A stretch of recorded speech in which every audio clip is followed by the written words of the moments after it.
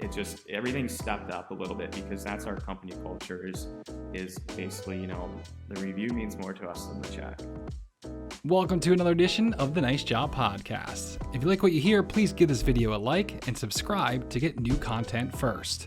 As always, these are just the highlights of our episode. For the full conversation, head to our podcast platforms. All right, let's see who our guest is today. I'm Lee Baker. Company culture isn't going to build itself. Here's how I did it.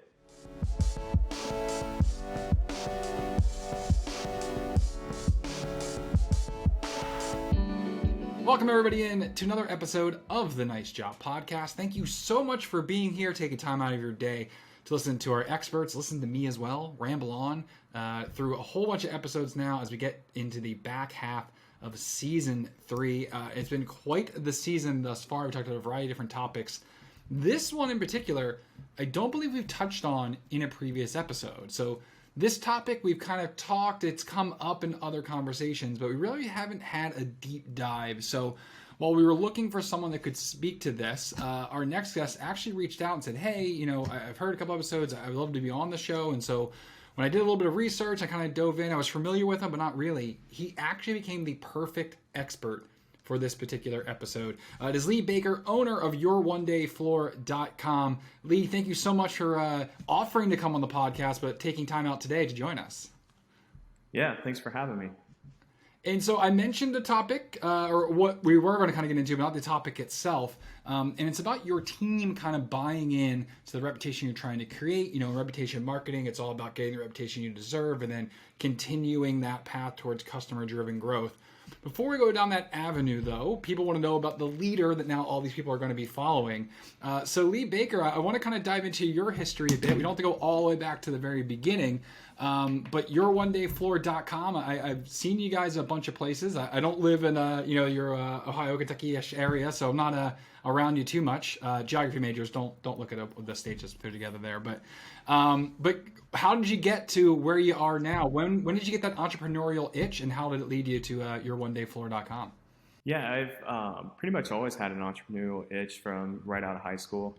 I actually started my own company at 18, but then was married and kind of had kids, and so then I started to work for other companies. So my background was really in remodeling and restoration, and so Your One Day Floor just kind of evolved as I later in life I was remarried, and then my new wife supported me and wanted me to kind of start into another business venture, and it just kind of worked out really well for us.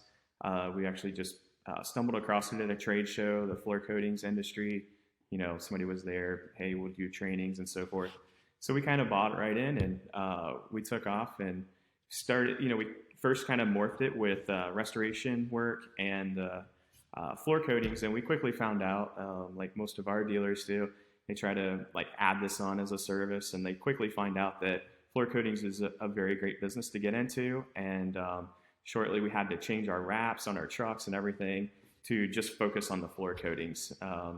So it just kind of took off, and it's been a great business venture.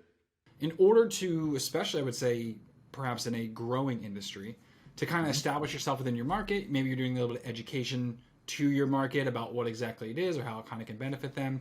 But probably through your training and things like that with your team, you're teaching them a lot, but we know it's kind of proven that if you're going to establish and get a foothold and really start to get true customer-driven growth, is you have to build a quality reputation. And the thing that we hear time and time again, especially lately with some people's recruiting and hiring struggles, is how you're getting the right person and how you're making sure that they are taking that reputation forward. So they're actually starting to get a little of their own personal equity, if not monetary equity, in the company there.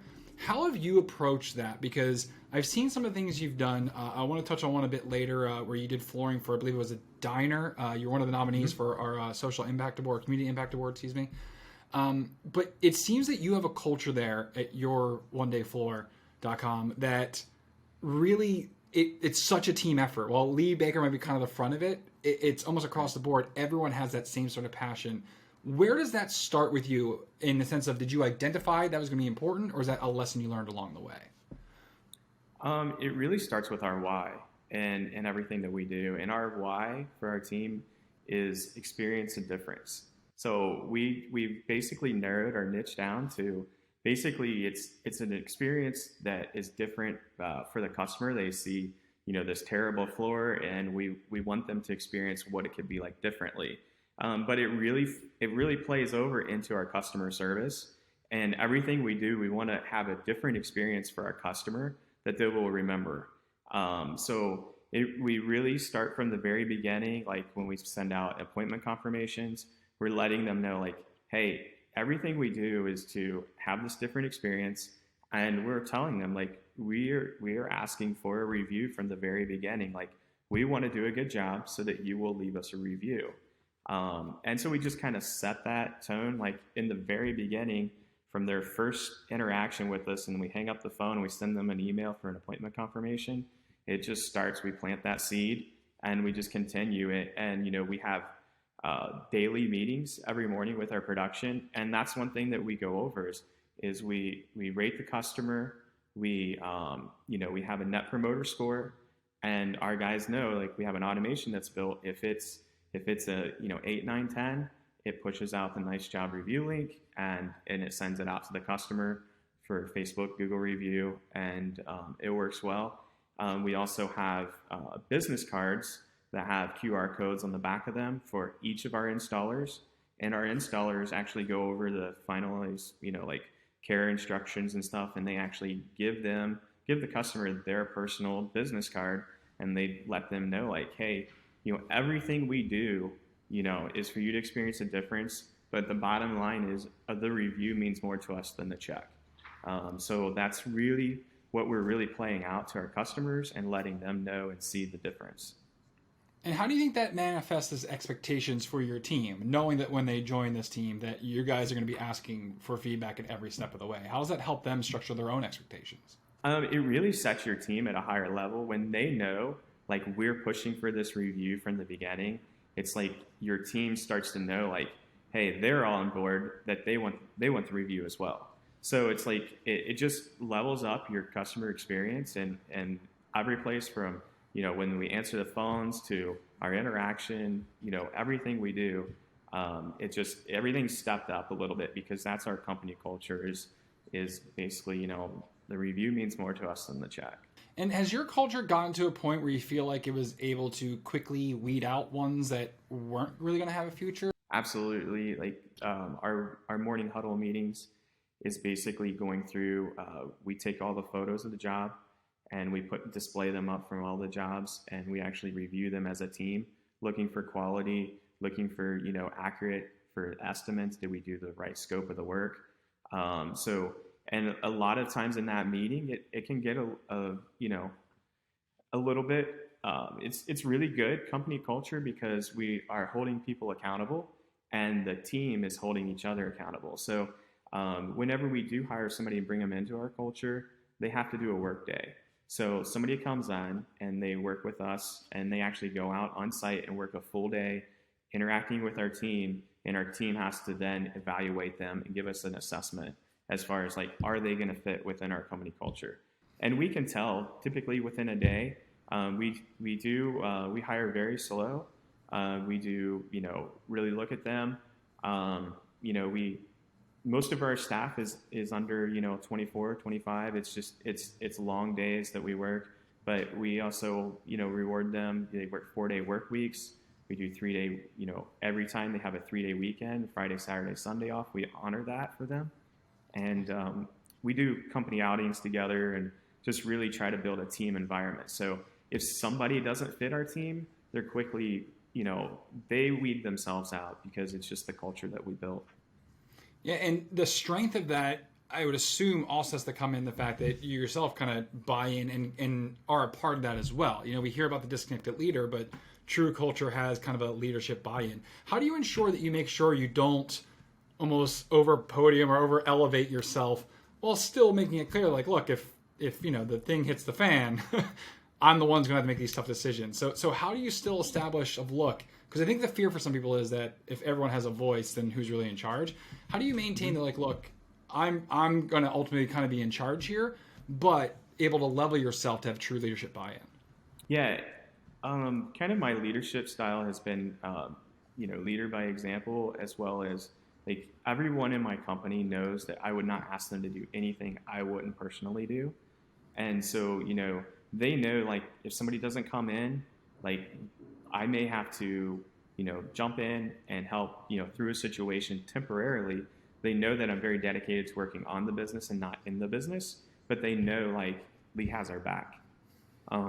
So that's really where it changes the culture, and you get the buy-in from them where it just, the leadership style that we have.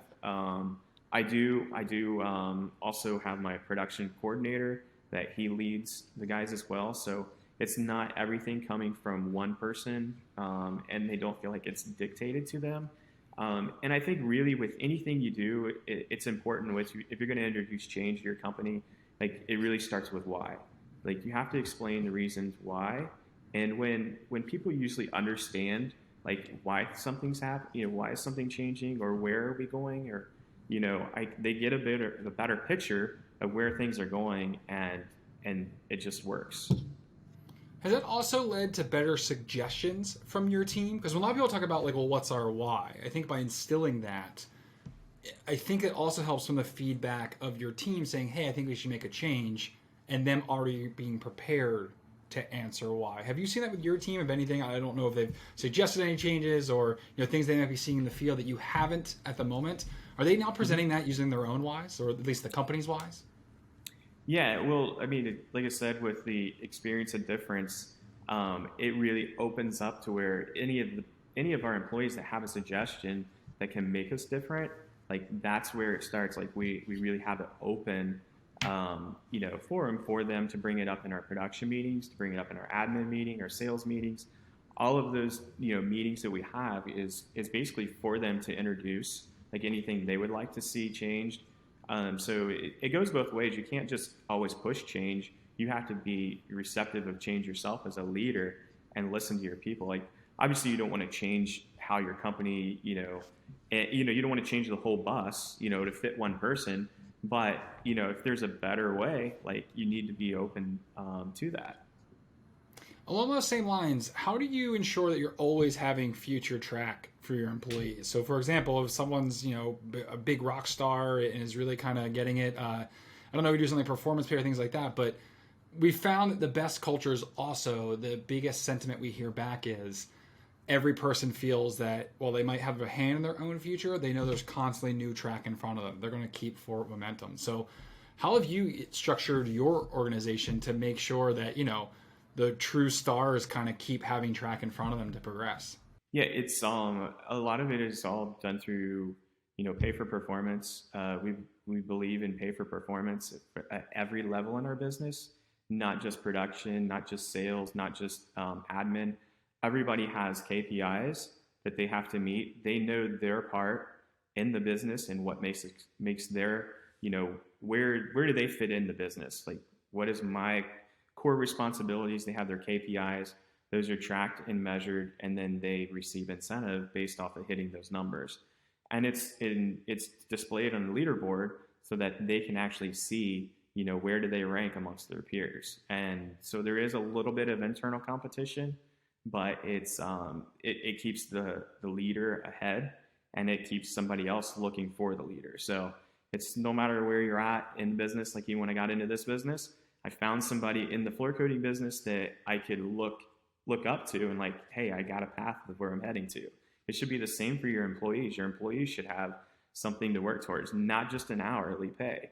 Like that's basically what you're going to get is them putting in time.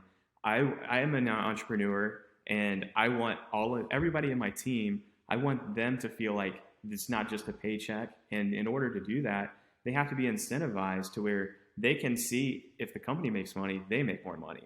And where is their part in that part of the business to make it succeed? Yeah, so they're not earning the base. They're actually able to go above and beyond and get rewarded for that. That's so awesome that you're able to instill that. And to hit that nail right on the head, because I know some people are listening, they may not be doing performance pay, and one of the fears they have is, well, doesn't that create too much competition or a little bit more of a kind of butting heads?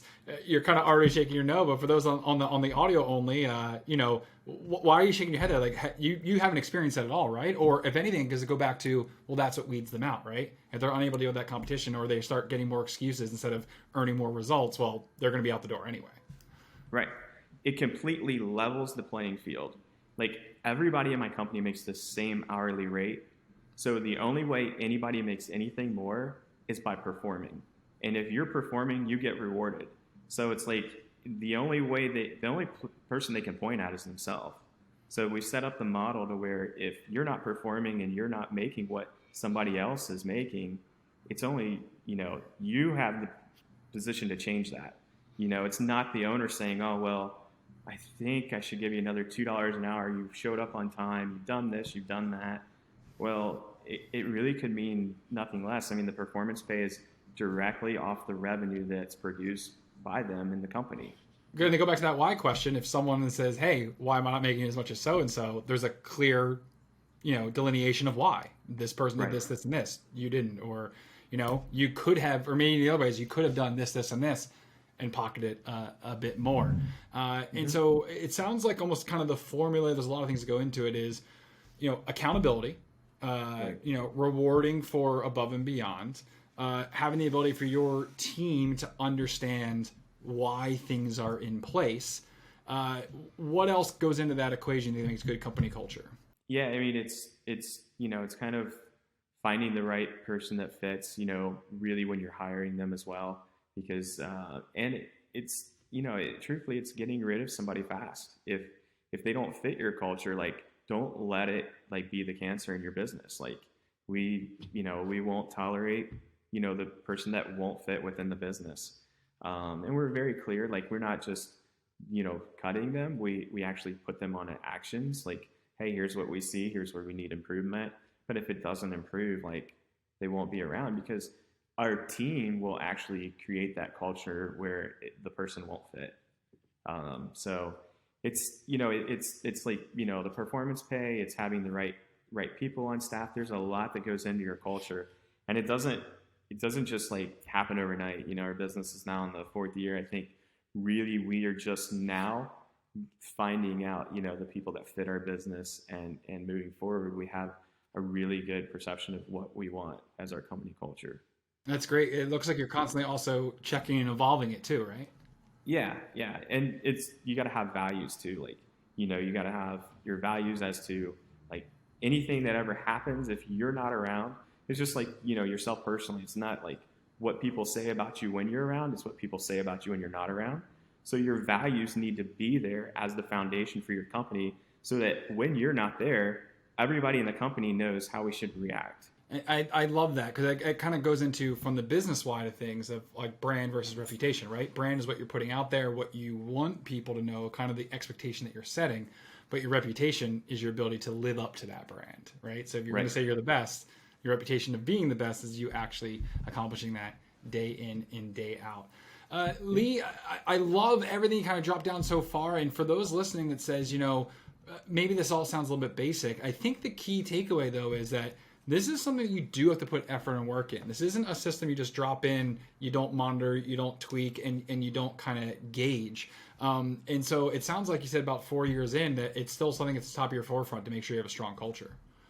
Absolutely. Yeah, it's that's why the meetings that we have are, really just to discover these issues that you might have that, they don't surface on a day-to-day, but if you have good communication with your team, then you can start to see those areas that might potentially be issues. So, man, I love it. It's so solid. And I'd be remiss, I talked about, forming the diner and stuff like that. You've done a lot of great things in your community as well, kind of things beyond just being a business owner and actually being a member of that local group.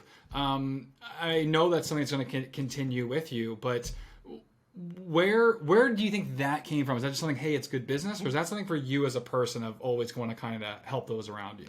Yeah, anybody that knows me closely knows, like, I give too much information away, as far as, like, that's kind of how the whole dealer program started. It's like, hey, come check out my business. I was like, sure, fly in and spend a couple of days with us. And it just, people pushed me into creating this dealer model where we can teach and train and certify dealers and everything that we do with that.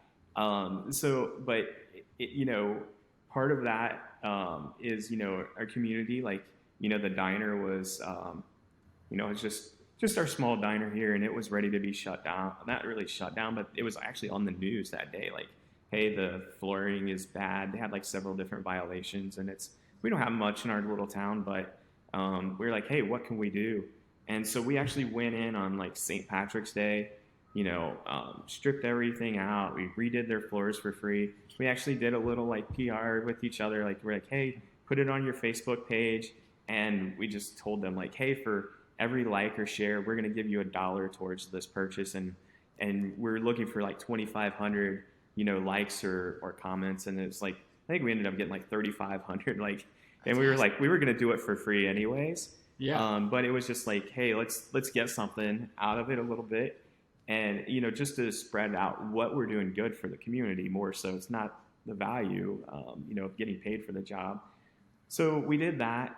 And so we've actually pushed that even into like our dealers. So when we have dealers come in, we want to install jobs. We want to go and physically do installations. So we actually, when we find, when people call us for estimates within the community, we actually ask them like, hey, would you mind if there's 8 to 10 guys there at your job? And we're like, if you pay for the cost of materials, then we'll just do it as one of our dealer trainings because you're going to be close by our office. So it's a way that we give back to the community, and it's just spread. So like we have a waiting list of people within our community that want us to do their floors, and it works out well for our dealers because we actually get to physically take them on site and do installations.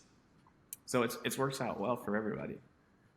And that kind of spreads the equity now, because obviously your local community is proud to have you in town. So you're able to use it, to kind of teach those other dealers, but they kind of know that the global thing is they're getting new floors and they're kind of contributing to your success as well. So I love that initiative, and I love that it's evolved, not just from the diner, things like that. But if you haven't get a chance, if I can find a link, maybe I'll link it down in the show notes, things like that. It was a really cool thing, and like I said, you were nominated for a Community Impact Award, and I don't think you took one home. We were very, very close. I remember that being one kind of on the finalist thing. We had so many great stories, for that fall of for 2020. Yeah. But Lee, if someo's listening to this episode, wants to learn more about you, perhaps get in touch or anything like that, where should we direct them towards?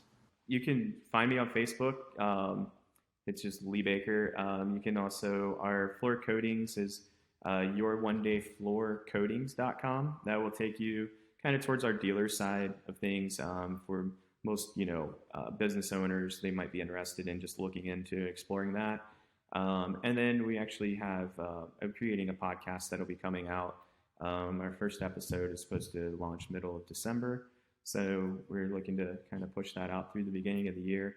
And it's going to be basically, all geared towards like just, secrets, business secrets, like basically, things that we've done, just like we discussed here, that may help some of you just get to that next level and help maybe change the mindset of where you might be stuck and just help push you forward. Awesome. That sounds really, really cool. No matter what format you watch on YouTube or listening to the audio-only version, check the show notes in the description. You'll see some of those links down there so you can connect with Lee.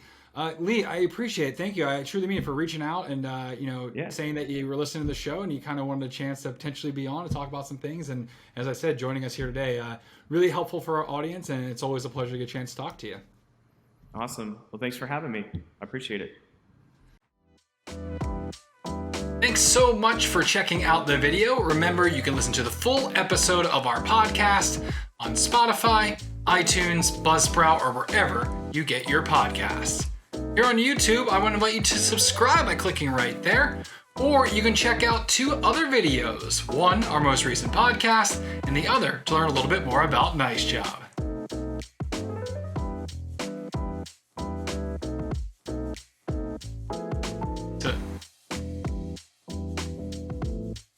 So click one of those things, and I can go home.